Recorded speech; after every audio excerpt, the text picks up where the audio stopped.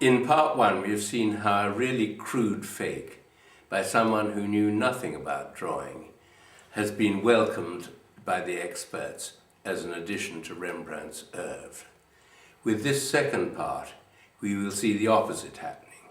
A number of Rembrandt's most brilliant drawings have been reattributed to some of his duller students, Ferdinand Bol being particularly favoured.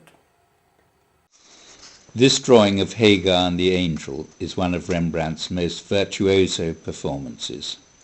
I am looking at the kneeling figure of Hagar, and in particular at her hands. They are like a perfectly performed phrase of Mozart. A quill pen is not easy to control.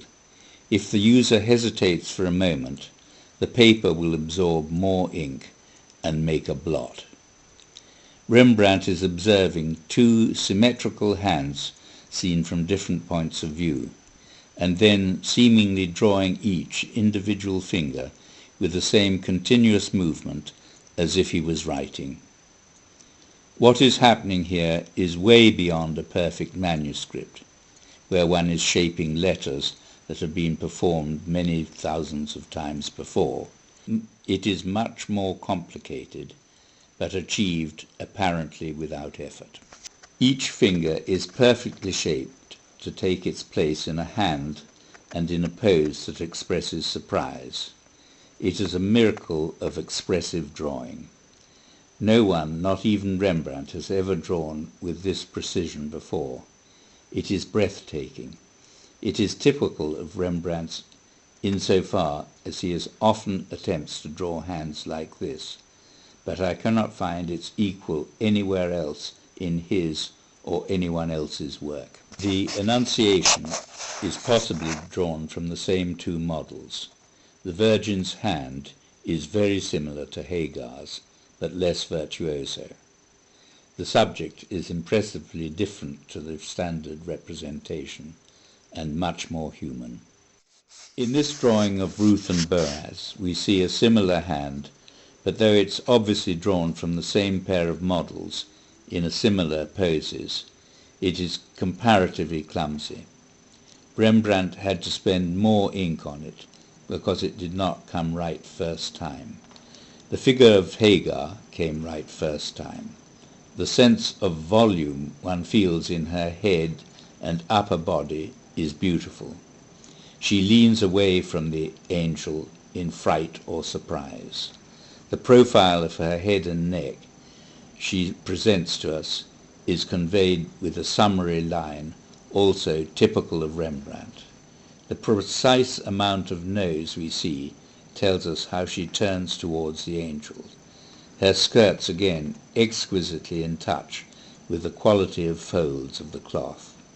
This is all great Rembrandt. The angel is typical Rembrandt, but it does not take one's breath away. Though this rare masterpiece was once attributed to Rembrandt, our modern experts have chosen to reattribute it to Bol, on the grounds that he did a similar painting. The painting is, of course, drawn from the same group of models and from a position similar to Rembrandt's, but what a different response. Perhaps Rembrandt was trying to show his student Bol how to express surprise. Alas, Bol was not capable of receiving the instruction. His Hagar appears to be indicating the length of sausage she wants from the butcher. Where Rembrandt's drawing conveys the volume of Hagar's head brilliantly, Bol's painting sadly botches the job, with the positioning of the ear and the drawing of the hairline as it passes over her forehead. If you can see what I'm talking about in this head, it is rather subtle. You would make an excellent student of Rembrandt's geometry. This one misjudgment has led scholars into a colossal series of misjudgments. If Bol could draw like this, then of course he could have done a whole raft of Rembrandt drawings. You will find his box in the Rijksprinten cabinet full of them. It's amazing, but it's true. Bol was not an outstanding draftsman, far from it. He was thoroughly pedestrian. Look at this drawing of Pomona being seduced by Zeus, disguised as an old lady. Rembrandt sees the funny side of the situation. Bol does not. Nonetheless, this drawing, which was once exhibited as typical Rembrandt, is now awarded to Bol because he did this painting.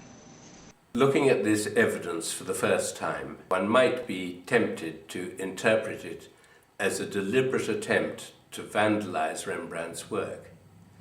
But over the years, I've come to the conclusion that it was a crude mistake on the part of Wolflin that planted a worm in the heart of connoisseurship.